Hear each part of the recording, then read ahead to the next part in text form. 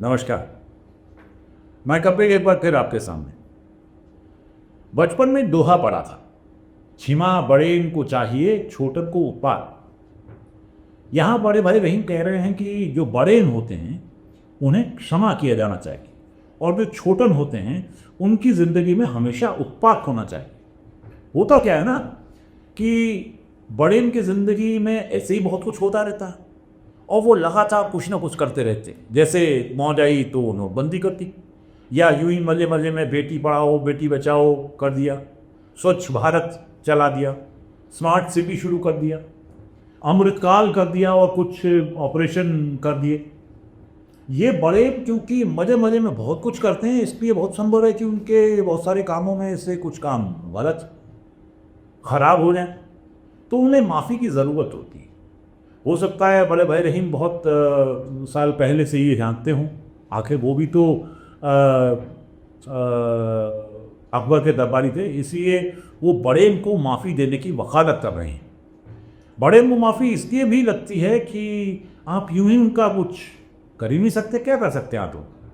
मान लीजिए बड़े की किसी गलती की वजह से हज़ारों लाखों की संख्या में हवाई उड़ानें रद्द हो जाती है, लाखों यात्री जो हैं वो उनको माली नुकसान होता है, लोग रोते हैं, बिलखते हैं, छटपटाते हैं। लेकिन आप बताइए आप क्या कर लीजिएगा, अंततः आपको बड़े को माफ़ करना ही पड़ेगा। यही व्यवस्था है, यही सिस्टम है, यही होता है। चार गुना प्राइस पे करना मतलब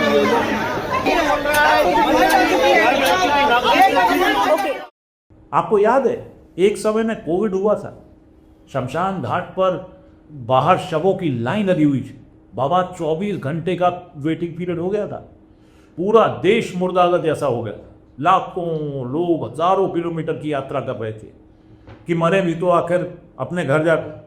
लेकिन आखिरकार क्या हुआ, बड़े को माफ़ी मिल गई।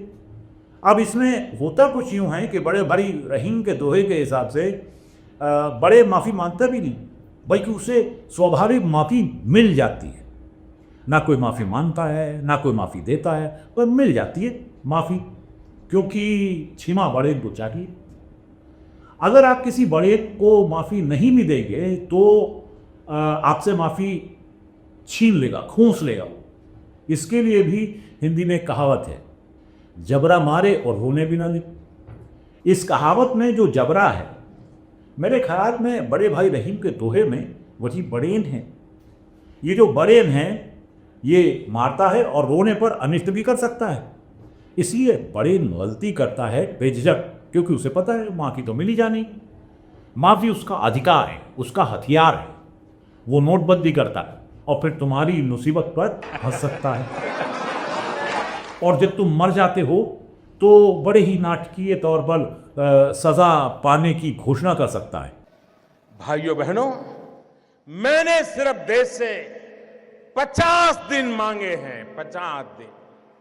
30 दिसंबर तक मुझे मौका दीजिए मेरे भाइयों बहनों। अगर 30 दिसंबर के बाद कोई मेरी कमी रह जाए, कोई मेरी गलती निकल जाए, कोई मेरा गलत इरादा निकल जाए, आप जिस चौराहे में मुझे खड़ा करेंगे, मैं खड़ा होकर के देश जो सजा करेगा वो सजा भुगतने के लिए तैयार हूं। क्योंकि उसे पता है कि सज़ा मिलना तो क्या, उसे सज़ा देने के बारे में सोचा भी नहीं जा सकता, और अंततः तुम्हें उसे माफ़ करना ही पड़ेगा, क्योंकि छिमा बड़े को चाहिए। बड़े का छिमा का ये जो कंसेप्ट सदियों से चला आ रहा है और आगे भी यूं ही चलता रहेगा, ऐसी प्रबल संभावना है। बड़े भाई जो पहले बताइए कि आखिर आप कर ही क्या सकते हैं बड़े का। अच्छा, छोटे का मामला उल्टा है। बड़े भाई रहीम ने कहा है छोटन को उत्पात। यहाँ इस दोहे में उनका कहने का मतलब है कि जो छोटन है इनके जीवन में हर समय कोई ना कोई उत्पात लगा रहना चाहिए। क्यों? क्योंकि इनके जीवन में अगर आराम हो जाए तो इससे दिक्कत हो जाती है। छोटन की बड़ी दिक्कत ये है कि ये लोग संतोष के साथ जीना नहीं सीखते, जबकि संतोष को लेकर जितनी भी कहावतें बनाई गई हैं वो इन्हीं छोटों को हद में रखने के लिए बनाई गई। कहावत जैसे संतोषी सदा सुखी, जब आवे संतोष धन सब धन धन समान आदि आदि इत्यादि। यानी छोटे को हमेशा कहा गया है निगला थोड़ा संतोष में रहोगे तो फायदे में रहोगे, कम से कम जिंदा तो रहोगे, जीवित तो रहोगे। ज़रा आगे की मत सोचो, जितना मिला उसमें संतोष करो और जिंदगी काट लो, वरना जो मिला है वो भी छिन जाएगा और जान से जाओगे सो अलग। छोटन का बड़ा प्रॉब्लम ये है कि वो इन कहावतों में भरोसा नहीं करते और ज़्यादा की मांग करने लगते हैं। जैसे अभी पता चला दिल्ली में साफ हवा की मांग कर रहे हैं। इन्हें लगा कि इंटरनेट मिल गया, बिजली मिल गई, पानी मिल गया तो साफ हवा तो मिलनी चाहिए। लगे इंडिया गेट पर शोर मचाए, बस बड़े के फौरन झड़को बोचा। अब झेल रहे हैं अपने साफ हवा के हक की मांग करने की सजा।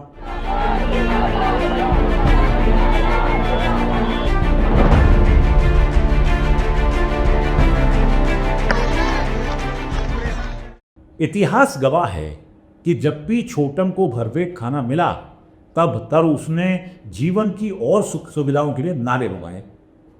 जैसे इस देश में लोकतंत्र आया तो उसके बाद इसी छोटन ने जमीन पर हक के लिए नारे लगाए, संघर्ष किया, लड़ाई लड़ी।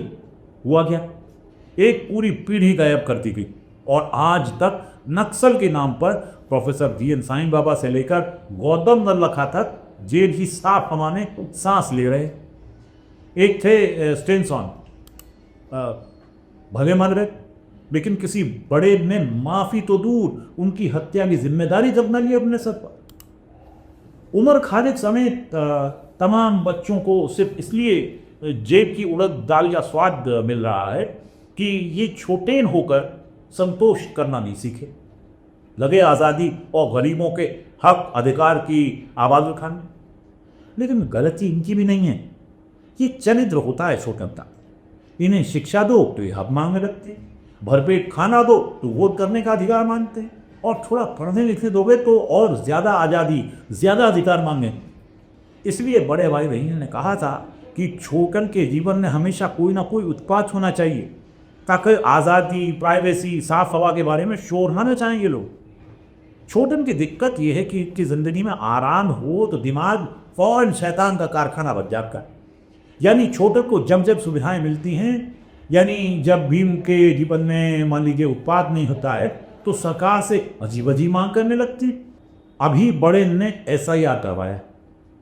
SIR माने ये तय किया जाएगा कि किसे वोट करने दिया जाए और किसे वोट नहीं करने दिया जाए। अब छोटन शोर मचा रहे हैं कि हमारा वोट का अधिकार छीन रहा है। अब छोटन शोर मचा रहे हैं कि हमारे वोट का अधिकार छीना जा रहा है। ये जो कुकर्म हैं छोटन के, इसी वजह से इनके जीवन में उत्पाद की ज़रूरत बनती है। अबे वोट करके ही तुम क्या कर लोगे? मैं तो कहूँ ये जो इन्हें मुफ्त राशन दिया जा रहा है उससे बदकर, जैसे ही पेट की भूख सताएगी सब वोट ठोट भूल जाएंगे। इन्हें खाने को मत दो, पढ़ने को मत दो, सोचने समझने मत दो, तभी ये छोटन काबू में रहेंगे। आपको याद होगा किसानों ने दिल्ली को घेर लिया था भाई साहब, दिल्ली को। बताइए, बड़े की नाक में दम हो गया था। उस वक्त बड़े की सबसे बड़ी परेशानी ये थी कि ये जो छोटन हैं, किसान हैं, ये खाना कैसे खा रहे हैं, भूखे क्यों नहीं मर रहे हैं, सुंदर क्यों दिख रहे हैं, और तमाम आरोप लगा दिए बड़े इनके ऊपर, जैसे कि ये लोग खालिस्तानी हैं, किसान ही नहीं हैं, है ना, बाहरी ताकतें हैं जो इन्हें उकसा रही हैं। कि किसानों को इस कानून की ज़रूरत नहीं थी, इस कानून को रद्द किया जाए। और जो हमारी मीटिंगें हुई हमारे नेताओं की उनके साथ, उसमें वो एक बात बोलते हैं, वो छल करते हैं। ਇਹਨਾਂ ਦੇ ਵਿੱਚੋਂ ਅਸੀਂ ਇਹ ਚੀਜ਼ਾਂ ਸਿੱਖੀਆਂ ਆ, ਸਾਡੇ ਗਾਂ ਆਉਣ ਵਾਲੀਆਂ ਪੀੜ੍ਹੀਆਂ ਨੂੰ ਵੀ ਅਸੀਂ ਬੱਚਿਆਂ ਨੂੰ ਵੀ ਇਹ ਗੱਲ ਦੱਸ ਰਹੇ ਆ ਕਿ ਤੁਸੀਂ ਆਪਣੇ ਹੱਕਾਂ ਦੇ ਲਈ ਲੜਨਾ ਜਿਹੜਾ ਆ ਵਾਜਬ ਆ। ਇੱਕ ਚਿੜੀ ਆ, ਉਹਦਾ ਜੇਕਰ ਕੋਈ ਆਲਣਾ ਵੀ ਤੋੜਦਾ ਆ ਤੇ ਉਹ ਚਿੜੀ ਵੀ ਚੈਂ ਚੈਂ ਕਰਦੀ ਰੌਲਾ ਪਾਉਂਦੀ ਆ।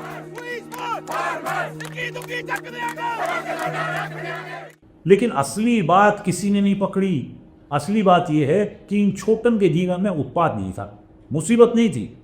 इन्हें काबू में करना है तो इनके जीवन में उत्पाद होना चाहिए, वरना ये बड़े इनको परेशान कहेंगे कि खेत और फसल पर की अच्छी और सही कीमत दो। आदिवासी होंगे तो कहेंगे जंगल, पहाड़, नदी और ज़मीन बचानी है। इन्हें काबू में करने का सही तरीका यही है कि सुप्रीम कोर्ट में जो बड़े बैठे हैं उनके सामने इन्हें खालिस्तानी और नक्सली का थप्पा लगाकर पटक दो। साबित कुछ नहीं करना, सारा जीवन बीत जाएगा भाई साहब, ये बाहर नहीं आ पाएंगे। आखिर सुप्रीम कोर्ट में भी तो बड़े बैठे हैं और संसद में भी बड़े बैठे, और तो और मीडिया में भी असल में बड़े ही बैठे हैं, उन्हीं की हुकूमत है। कौन क्या करेगा?